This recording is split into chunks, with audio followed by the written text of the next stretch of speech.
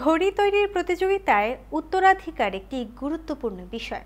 যে কোম্পানি যত পুরনো, তাদের ভান্ডারের ঘড়ি তৈরির তত বেশি কারুকৌশল রয়েছে, এমনটাই ধরে নেওয়া হয়। ইউরোপের পুরনো ঘড়ি কোম্পানিগুলো যখন নিজেদের বনেদি প্রথা নিয়ে একে অপরের সঙ্গে প্রতিযোগিতায় ব্যস্ত, ঠিক তখন সম্পূর্ণ ভিন্ন এক নকশা নিয়ে হাজির হয় টলেদানো অ্যান্ড চেন।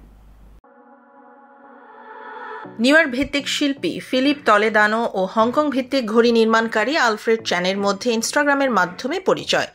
2021 সালে তাঁরা যৌথভাবে একটি ঘড়ি প্রস্তুতকারী কোম্পানি প্রতিষ্ঠা করতে সম্মত হন। কোম্পানিটির নাম দেন টলেদানো অ্যান্ড চ্যান।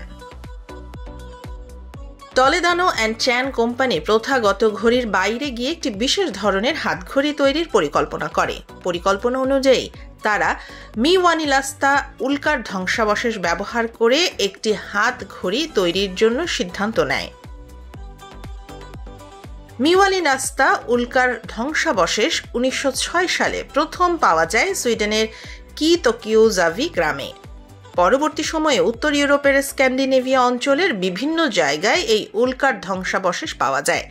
ঘড়ি তৈরিতে এই উল্কার ধ্বংসাবশেষ ব্যবহারের ইতিহাস পুরনো, কিন্তু এখন পর্যন্ত কোনো একটি ঘড়ির সবকিছু এই উল্কার উপাদান থেকে তৈরি করা হয়েছে এমন নজির নেই। B1M নামের ঘড়িটি তৈরি করতে কত অর্থ ব্যয় হয়েছে তা স্পষ্ট করেননি টলেদানো। ঘড়িটির নকশায় আধুনিকতাবাদী স্থপতি মার্শেল ব্রুর কাজের ছাপ স্পষ্ট।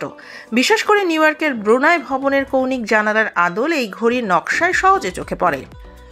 দ্বিতীয় বিশ্বযুদ্ধের পর এই ধরনের নকশা জনপ্রিয় হয়। অন্যদিকে ব্রুটালিজম বা নৃশংসতা নামের শৈলীও ঘড়িটির নকশায় ছাপ ফেলেছে।